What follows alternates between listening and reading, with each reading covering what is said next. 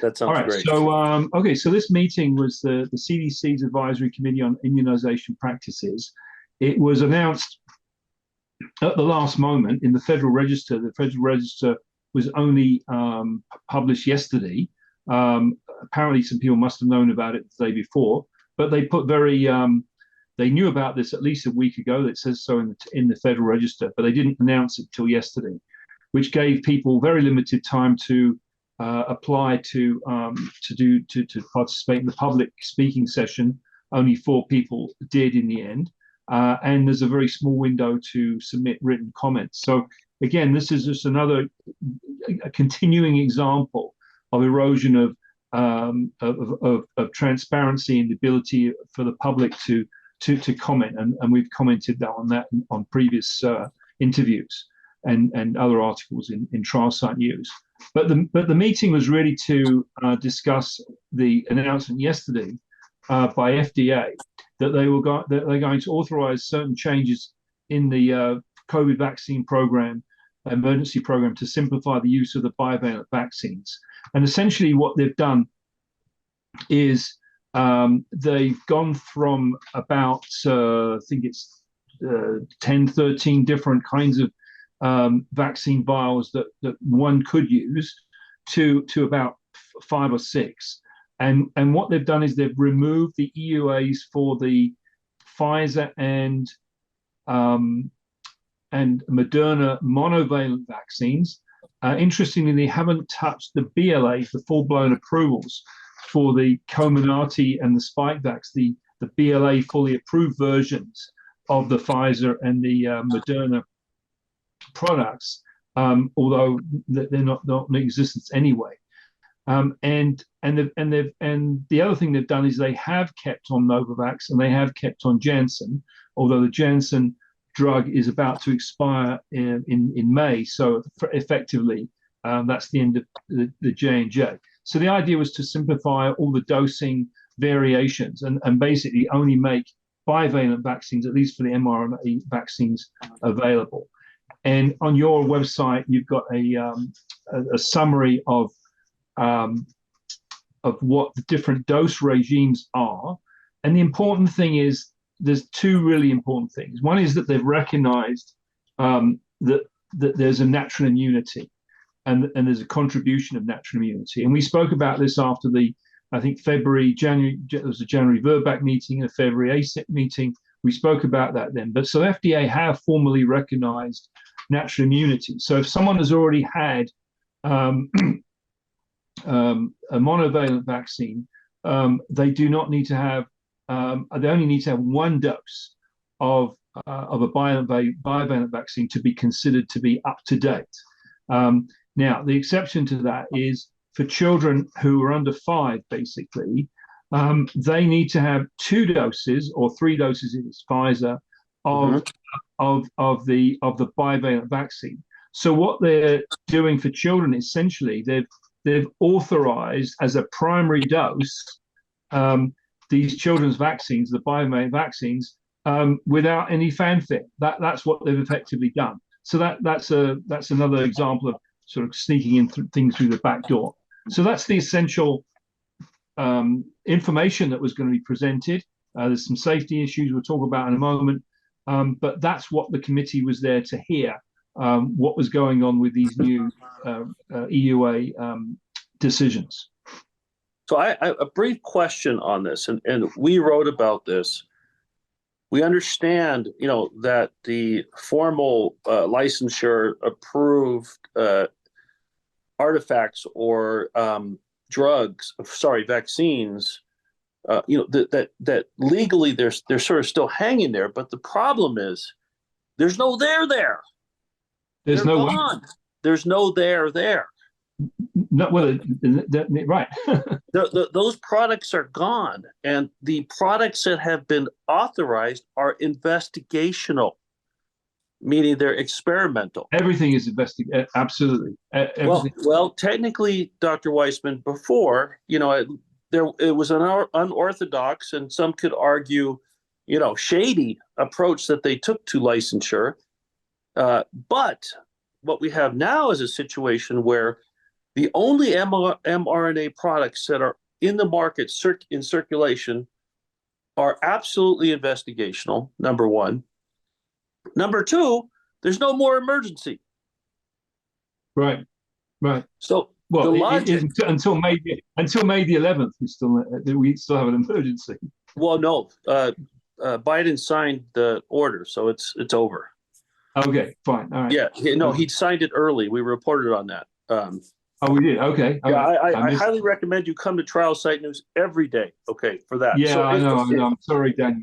It's okay. In any case, before we proceed, I want you to think about that for a second.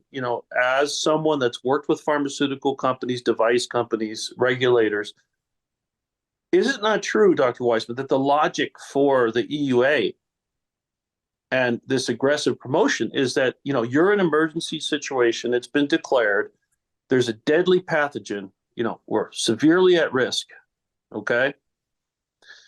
But the situation is that the emergency's been called off, that the products that were approved are now, they don't exist anymore, they've been taken off the market. The products that are authorized under an emergency use basis. This just doesn't add up for me. What's your thoughts? Well, there's lots of things that don't add up. Why are we even, even if none of that was true, you still have the problem that these bivalent, so-called bivalent vaccines, we've talked about that before, they're not really bivalent, were effective, quotation marks, against the Wuhan and the Omicron BA.4/5, and those strains are now extinct. Yes. So we have XBB. There's the various variants of various subvariants of XBB now, but accounting for 90-something% of the circulating variants. And so the data that supports any of this is weak at best. It's hard to fathom any of this. I can't make any sense of this. There's no emergency. The fully authorized versions of the product, the Comirnaty and the Spikevax, were never available anyway. That was only done, that whole maneuver was only done to improve vaccine hesitancy. But I think everyone's seen through that. And the key point, and the slides will show it. And I've got it on my slide deck that only, I think, 16% of people who are eligible to take the bivalent vaccines have actually taken them. So there's not much they can really do to improve vaccine hesitancy. People are just not buying this. They're fatigued of the message. They don't care about COVID. They're skeptical about all of this. And meanwhile, the FDA and CDC and the NIH are complaining that there's misinformation. No, the reason why people aren't doing it is because they don't trust any of these people. Okay, and that was an article in Nature. I think Eisen, I think the name was, in a couple of months ago, December, saying that there's a tremendous mistrust of public health institutions because of the pandemic shenanigans, and that spilled over into other vaccinations for other types of diseases. So I think what they're trying to do is save face and gently, back out of this in the most honorable way they can. It makes some sense to get rid of the monovalents completely, but it's still on a very low level of sense. So okay, so you could answer. Before we get into safety and other topics from the ACIP today, let's talk about effectiveness. So for the bivalent products that are on the market from both Pfizer and Moderna, we at Trial Site saw mixed results. Some studies were not good. It really minimal impact. Maybe a surge in antibodies for a couple months, 3 months at the most. Now, CDC uses some real-world vision network and other data points in these meetings to sort of bolster and support their claims. Did you get a compelling data point as for effectiveness, because let me just set the context here. Really, the last potential cohort that may want to get vaccinated, if there's high risk and if there's a resurgence of SARS-CoV-2, some form, would be either the elderly that have not been vaccinated, because the data from other places, China, Hong Kong, what have you, show there is higher risk. Okay, there's higher risk. So those individuals that have not been infected and or vaccinated or both, some higher risk, and in some cases immunocompromised, and in some cases, of course, they recommend children. Now, what's interesting is that those that have not been vaccinated and that are not at risk, they can have one dose of the bivalent, which is interesting. So, what's your sense of CDC, ACIP, and effectiveness data? Did anything sort of hammer home that point? Well, Dr. Ruth Link-Gellis, who is a CDC staff person, scientist, doctor, she presented some different data from the various databases that they use, Vision and Ivy and so on. And these are all observational studies. These are all highly limited in a number of ways because they're observational. They might have used data from time periods when the XBB and the BQ variants were not circulating as much, although some of the later data does include that. And the other thing about those studies is that they're not randomized controlled studies. And the thing that they not hammered home, but did certainly talk about, was that because there's such low uptake of these vaccines, they don't have many people to study. And so the statistics are not very reliable for lots of reasons. Before we even go into these test negative designs and so on. But nonetheless, and again, I pulled out a slide which I can show you. But they're comparing the efficacy of monovalents and bivalents and over different time points, and certainly at about 4 months or so, the bivalents start to go into negative territory where the confidence intervals cross the null. That means basically there's no statistical difference between statistical evidence that these things actually work after about 4 months. So there's definitely waning, and that's going to be a pattern. That's been the pattern with the earlier monovalents. Yes, that is the pattern. And so of course, as the newer variants continue to evolve, these were done in XBB 1.5. Now we're at 1.9, and there's other numbers, 1.7 something. I think there's different sub variants of XBB now. So that's in terms of measuring either hospital, and that's even measuring hospitalization and those sort of more severe type of outcomes, which is where they're going as well. We need to talk about that in a moment. Okay, they're not even showing the data for just infection. They're just showing it more for the outcomes that are the more serious outcomes. And there's huge problems in measuring that, because what are they measuring? Are they measuring all-cause mortality? Are they distinguishing between, for COVID, with COVID? Are they distinguishing between other respiratory diseases? And again, there was a CDC meeting not that long ago where they said we're not really able to distinguish between RSV, pneumonia, influenza, COVID, etc. so well. So all these data are highly, compromised and limited by those sorts of issues. Okay, so that's part one. Part two is, and they didn't show these data, but there's a whole number of studies that are looking at the antibody levels that are produced after the various vaccinations. And again, I've got a slide. I pulled a slide from a study that was supported by the NIH, the COVAL study, and that was published, I think, in the last few weeks. And again, that's showing that the antibody levels, the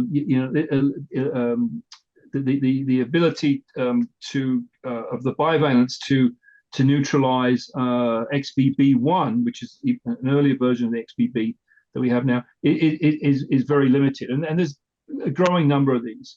So again, to your question, why does it even make sense?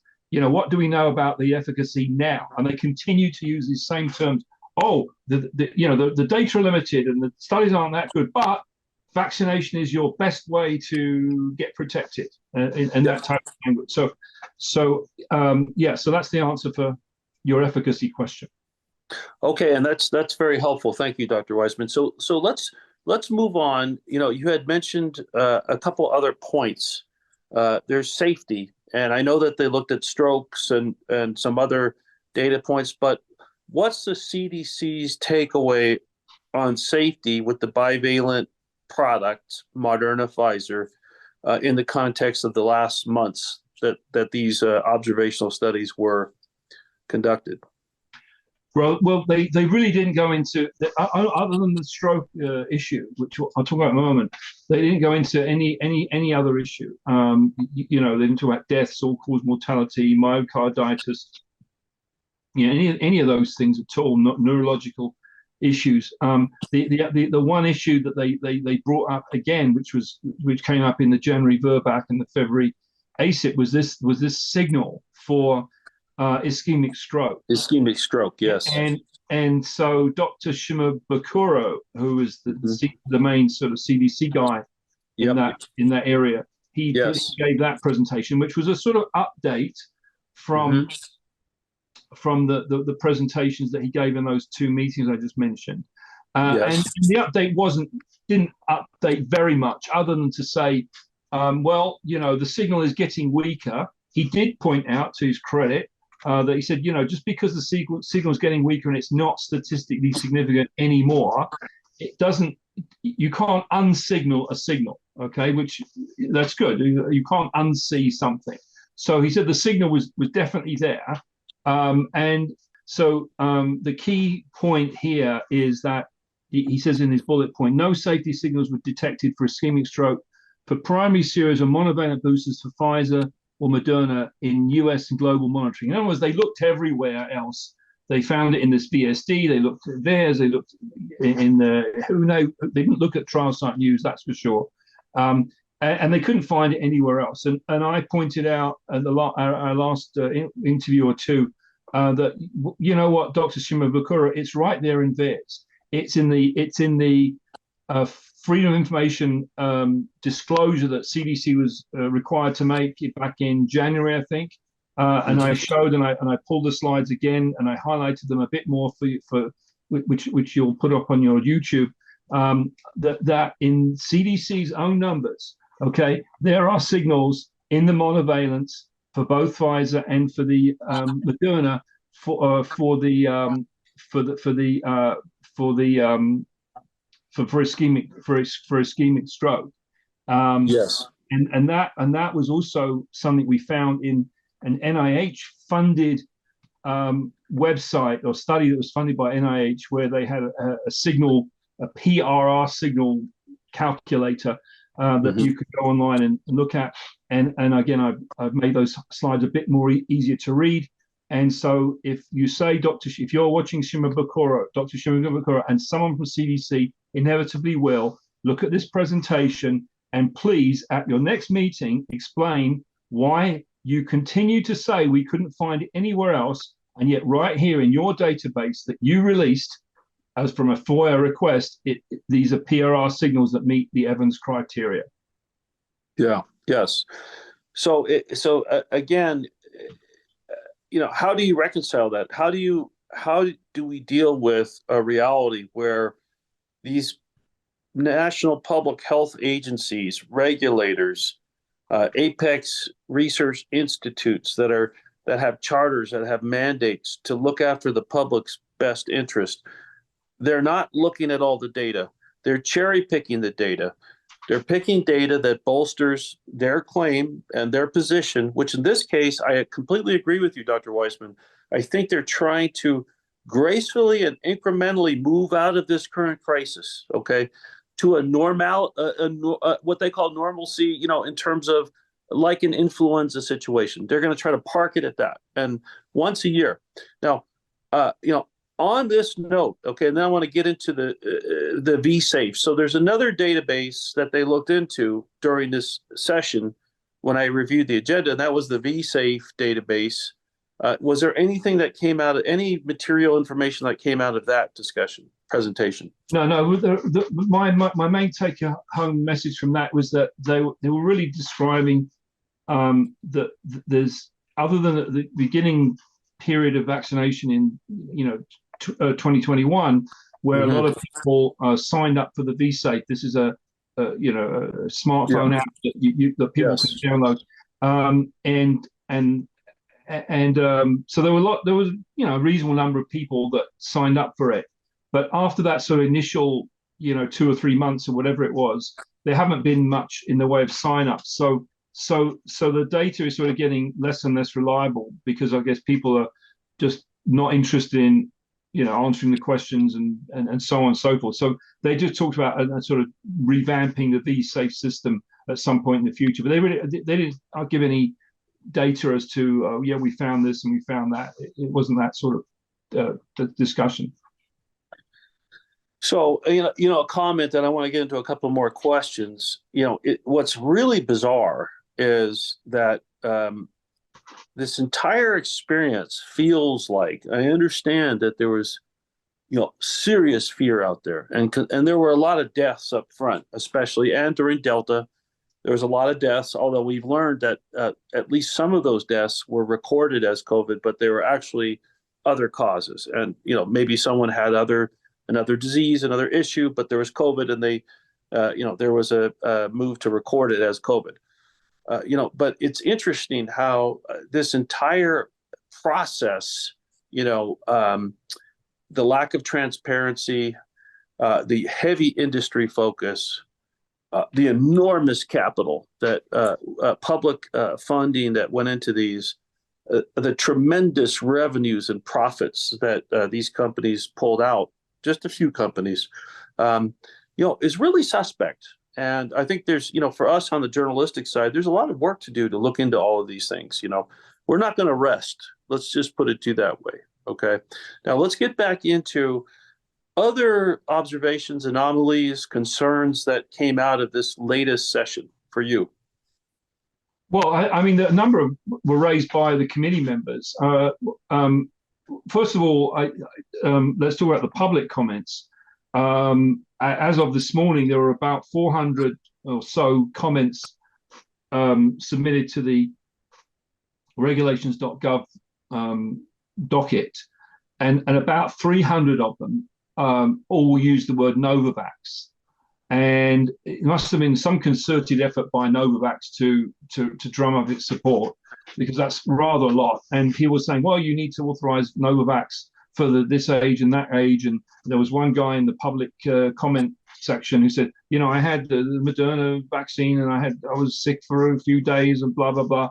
And then I took the Novavax and it was night and day for me. So there was an effort to sort of get Novavax into the headlines. That was one area. The second area was from the CDC committee, or the ACIP committee itself, where there was a lot of confusion, even with the simplified scheme that the FDA have put up. Yes. A lot of questions. Well, how do you differentiate between a 4 or 5 and a 6-year-old? Dr. Sarah Long, one of the prominent pediatric infectious disease doctors, said there's no immunological difference between a 4 or 5 and a 6-year-old. Why are we bending over to make all these distinctions? It doesn't make any sense. There was discussion about the immunocompromised population, where would they be able to have an extra dose? Would they not be able to have an extra dose? And even Peter Marks gave an answer which wasn't very adequate.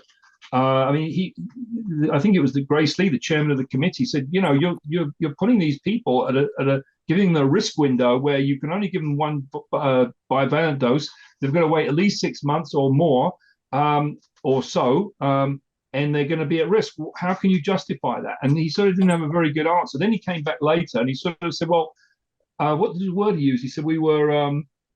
He didn't use the word asleep, but he used some word like that. and he said it must be post EUA, syndrome or something, like stress syndrome or something. Made a sort of little slightly humorous point about it. And he said, "Oh yeah, well, it's okay. They could have a second dose under these and these conditions." So there was a lot of concern about immunocompromised people, a lot of concern about even the simplicity of this. There was concern expressed from the what they call affiliate observers, members of other professional associations who are allowed to attend and ask questions. And they said, well, when they go to commercialization, when everything's not going to be free, although it is going to be free under certain circumstances, pediatricians or providers will have to buy a minimum of 100 doses potentially and not know how they're going to get paid. They're not going to know, can they use it in all circumstances? They're not going to know that all the 100 doses are going to get used up properly. And so they're going to be very reluctant to take on that sort of investment. And that's going to reduce availability of these vaccines even further. So there's logistically seems like quite a lot of concern about how this is even going to work. Even for the people who advocate the vaccines completely. And on that note, partial correction: while Biden signed the end of the emergency, the agencies are not they're not executing on that till the date that you had mentioned. To your point, so right, and there are some provisions that are going to continue. It's not like everything stops on May the 11th. So, understood. Yes, yeah. You're correct. What's interesting, though, what I hear from you, Dr. Wiseman, is that the logistics of ongoing administration of this unfolding vaccination scheme are still being worked out. And we know the FDA announced that a day or two before that there's a lot of information that still needs to be worked through at their next meeting, VBRAC meeting in June. So to some extent, I get the feeling like they're really making this up as they go along. Would you agree with that? Well, yeah, it does give that impression, and since they have had a lot of time to think about this, they knew the day was coming sooner or later. This is not, the last VRBPAC meeting was January, the last substantive ACIP was February, and they've known about all this stuff for a long, long time.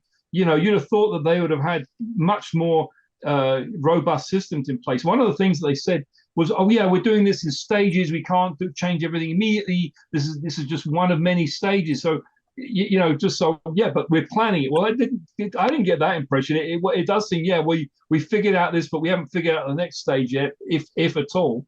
And so that does seem rather surprising, frankly. Although I will say that the Biden administration, I believe, if I remember correctly, are making the shots available through various insurance packages, both public, such as the CHIP program, much of the commercial insurance, Medicare, Medicaid, of course. So there will be ongoing subsidy of these products ongoing. Right. Not all, but for a lot of the marketplace. Yeah, but Daniel, these were questions that were coming from, I think, the American Academy of Pediatricians, or I'm not sure it was pediatricians or Pharmacy Association. I forget who asked that particular. There were several questions, but there was one person in particular that pointed all this sort of availability and access and cost issues out. And I don't know if he was 100% right in what he was saying, but certainly he seemed to know what he was talking about and expressed the fear. Some of this is going to be made through this the child the child vaccination program. Yeah, it's that. And it comes to the Inflation Reduction Act. So apparently, I think they built in at least 50 million Medicare beneficiaries and more than 80 million. Right. So there's 50 million people on Medicare. There's 80 million people on Medicaid. And I believe that through that Inflation Reduction Act, there will be the federal government will subsidize the costs of those vaccines. Right. But again, we don't know. There's still a lot of unanswered questions. again, it's really the access, the effectiveness data is really, really sketchy. Okay. The safety data, we know that they're withholding certain informations.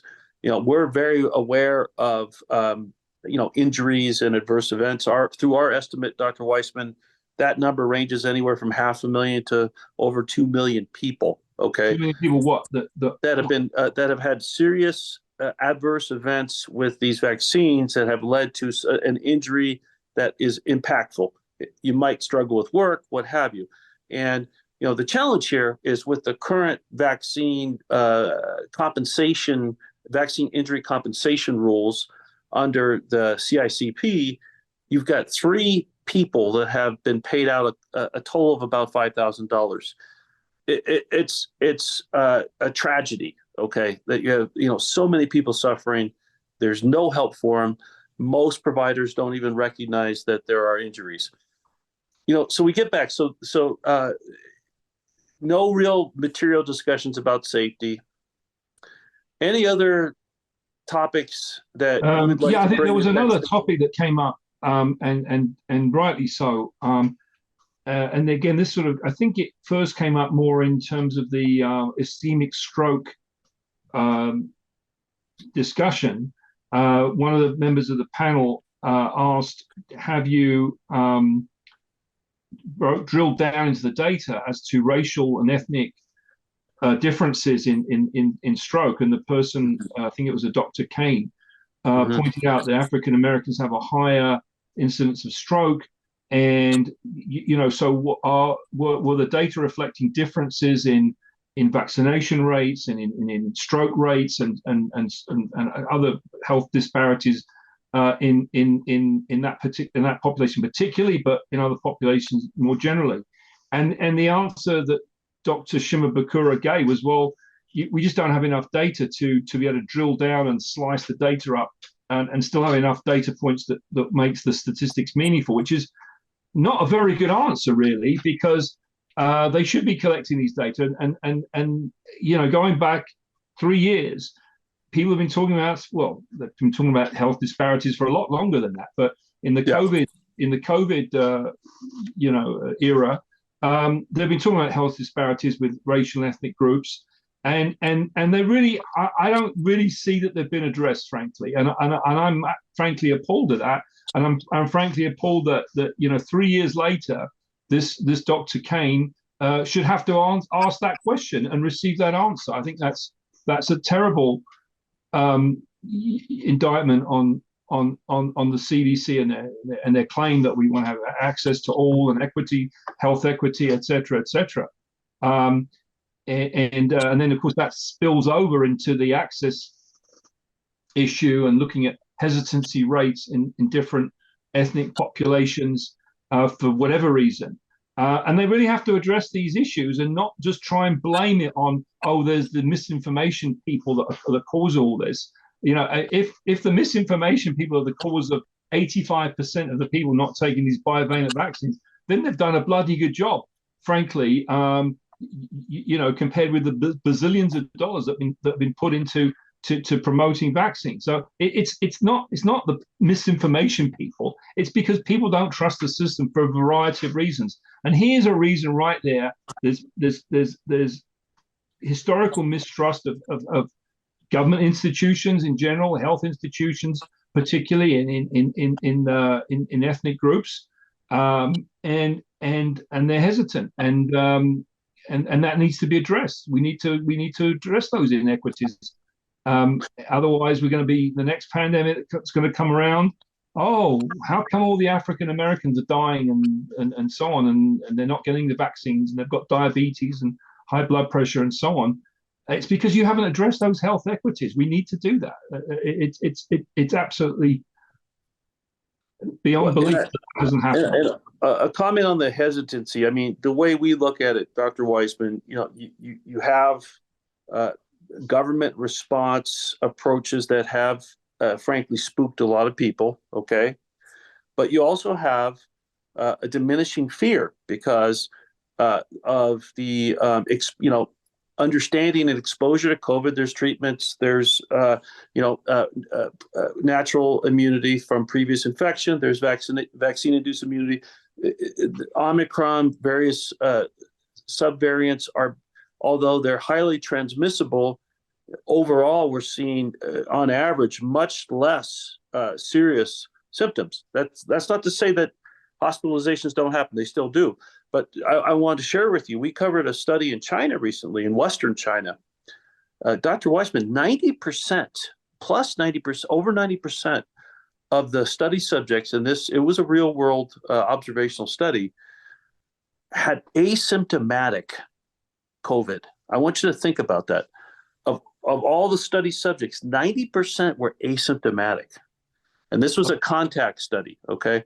So meaning 9 out of the 10, and I forget exactly how many were in the study. It was either in the hundreds or small thousands. It could have something like that. But the vast majority of individuals that were in this study that contracted SARS-CoV-2, COVID-19, didn't even have any symptoms, okay? 90%. When you mean contracted, you mean they tested positive on a PCR? What do you mean contracted? Yeah, they were tested positive for COVID, okay? And but yet they didn't have symptoms. Okay. I haven't read the study, but again, this is one of the areas that has to be reworked and gone into. The whole question of, well, what does a positive PCR test mean? In the absence of symptoms, and especially in view of the ACIP meeting of about a month or so ago, where they were talking about all these other respiratory diseases. You don't know what else the person's got. Are they sick because they happen to have some PCR positivity in their in their specimen, or they have also other stuff going on? And that has to be dissected. And I think I don't think people really want to know the answer, because it's more convenient to wallow in ignorance. So I agree with you. The PCR testing does have to be looked at 100%. If we look at the next round of meetings, which should be in the June timeframe, FDA and then CDC, what, Dr. Wiseman, assuming some powerful, important people are listening to us, and that's questionable, but well, listening to us not for the reason you said. What's your recommendation to them? What's my recommendation? First of all, you've got to start talking to other people, not just talking among yourselves, because talking among yourselves, you're just echoing. You're in an echo chamber. Yeah. Okay, you've got to listen to other opinions, and those opinions have got to be more than a 3-minute slot in an ACIP meeting if you're lucky. Okay, this whole issue of marginalizing scientists and doctors and removing their licenses for prescribing drugs that actually work. They've got to put a stop to all that. I mean, this is not the answer. Peter Marks, and again, it's in the slide deck, and I showed it last time, and I put it there just to remind you that Peter Marks said, I'll just quote, what did he say over here? Variant-specific boosters, the continuing along the current path of the generation administration of variant-specific vaccine boosters is inadequate. There's a long-term strategy. That's Peter Marks, and I'll remind you of Anthony Fauci. Remember him? He used to work at NIH, and he. I seem to recall. I seem to recall the name. Yeah, I know it's vague in your. So he, he said these respiratory viruses, including SARS-CoV-2, have not to date been effectively controlled by a licensed or experimental vaccine. This is Anthony Fauci writing in Cell in January 11th, 2023. So that's 2 months ago, 3. Yeah, we wrote an article about that. Yes. Right. So they're saying these things on one hand, and then so yes, but we're going to have this meeting in June where we're going to decide what the variant should be. Now, no one's actually playing that card. No one's showing what their cards are. What that variant. Does that mean that Pfizer and Moderna are right now, as we speak, doing research on XBB 1 point something or 2 point something or whatever it is? Are they doing? And is that what we're going to see in June? Are we going to see that they're going to go back to monovalent? Are they going to combine a bivalent of the XBB with an Omicron BA.5? What are they going to do? Wait until June. We're going to decide it all in June. Well, June is almost here. They should be getting their slides ready already by now. Dr. Wiseman, I want you to think about this, okay? First of all, with the influenza vaccine scheme and the ongoing release of vaccine, it's pretty well recognized that it's a really challenged process. Okay, hit and miss. That's not, it's hit or miss, and that's just the way it is. Now, and people are concerned about replicating that with COVID. Now, I want to share with you, there are currently with the WHO, I believe there's 11 listed authorized vaccines by WHO. But listen to this. There's over 350 COVID vaccines in the pipeline, either in clinical development or preclinical development. Over 350. Now, I'm not kidding you.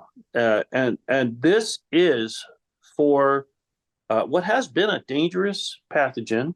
It appears to be getting more mild, but it's still infectious. We don't know what's going to happen. A more virulent, more dangerous version could appear. Right now in India, there's this resurgence, okay?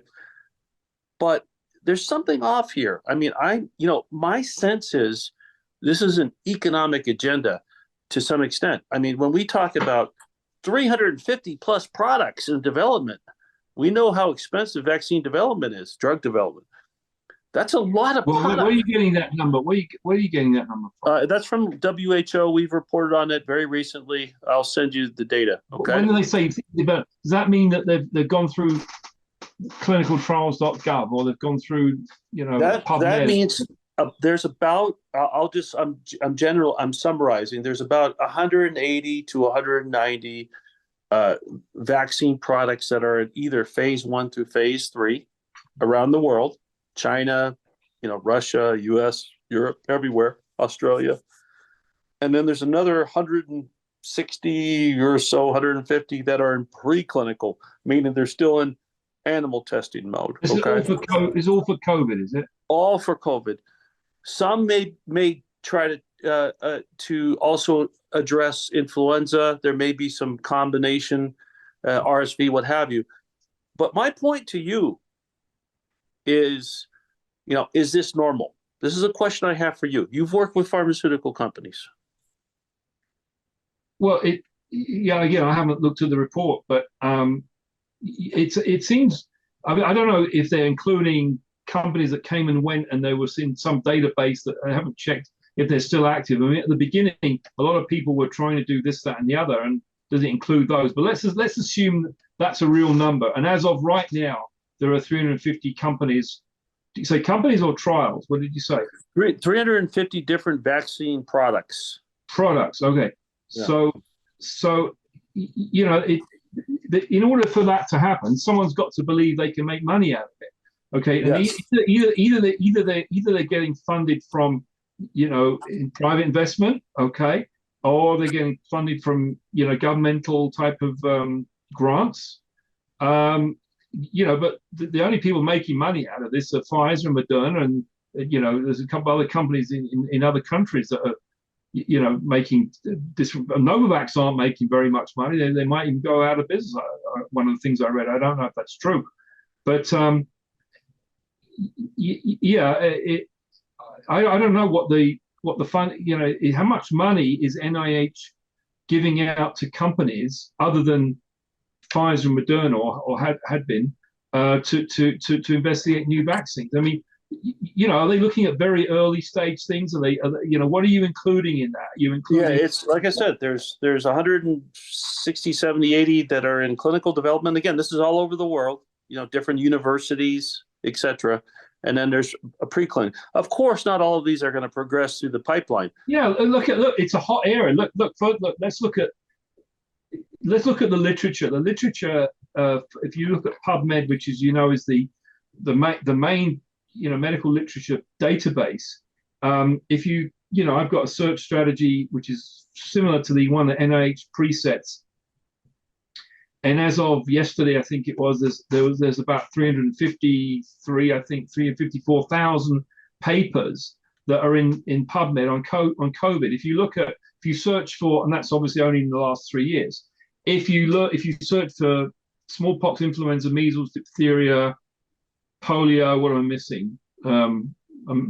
Smallpox, did I say that? But five or six of those, main communicable diseases. There've only been about 220,000 or so papers going back into the history of time, which is about 1700 and something, for all those other things combined. So the COVID number, the amount of research that's being done exceeds by orders of magnitude all those other diseases combined. And so, if it's not unreasonable for researchers to say, yeah, this is an area that we need to research on, and if we can find vaccines that work better because they have a better profile, they're not prone to mutations, we're targeting different antigens that don't mutate, et cetera, why not do the research? But how many of them will get to fruition, and how many? If you ask me the same question in 3 months' time, I want to know what that number is. Yeah, well, I will send you the paper, the article with the link to the WHO. I think what I want to share with you, Dr. Wiseman, is that we're appreciative of all the work that you've been doing. You've been attending all these meetings. You're tracking these activities. You're trying to bring some accountability. It's a noble effort that universities and government agencies should be doing on behalf of us. We're taxpayers. There's definitely something off. We all know it. Any parting thoughts before we plan our next interaction? Well, the big questions you remain. Is it, do these things really work? Are these the FDA are giving a free pass to the mRNA technologies in terms of the mRNA part itself, in terms of the lipid nanoparticle itself. We haven't really talked about that at all. And these, if they want to get public trust, I think the key to me is that we have to restore trust for the public health institutions. And they've got a lot of work to do on that regard. And if they think they can keep going and beat us all down and beat us to submission, okay, maybe that'll work. But usually in human experience, that doesn't work. There's usually, whatever the oppositional movement is, doesn't go away and die completely. It might take a year, might take a few years, but it's not going away. And the sooner they realize that, the better. And the sooner they stop playing these silly games, manipulating when you're announcing meetings and manipulating who gets to speak at meetings and accusing doctors of, medical malpractice and unprofessional conduct and putting these retraction notices. Sabine Hazan, as you know, she got a retraction notice recently or an expression of concern for a hypothesis paper. It was a hypothesis paper. Hypothesis paper. I think it was over a year ago. I think. Yeah. This is completely ridiculous. What do they think they're going to do? Is that the strategy? Is that the strategy, Peter Marks? Is that the strategy, Rachel Walensky? Is that the strategy, Robert Kelly, that you're going to go after all of us by one? Yeah, it's a form of censorship, okay? Indirect, through third parties, what have you. It's a form of censorship. We know it. We've been learning from the Twitter tapes. We have our own lawsuit against the Trusted News Initiative. I have lots of access to information that, we don't necessarily publish.